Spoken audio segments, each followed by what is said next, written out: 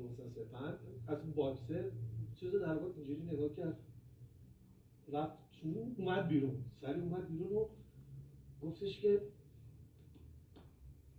تو بازیگری؟ گفتم بله. گفت نگو یه دقیقه نگو. تو سپند امیر سلیمانی هستی؟ گفتم بله. گفت زهر نزن.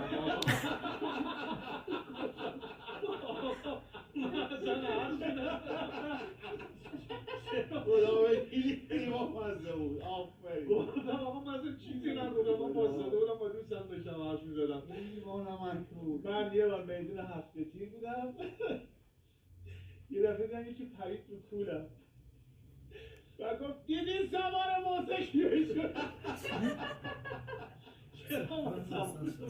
راه یه راننده تاکسی خطی اونجا بود، داشت شرط بندی کرد، یکی از راننده پرید رو کوله من گفت دیدی سوار موزه کیه شدم؟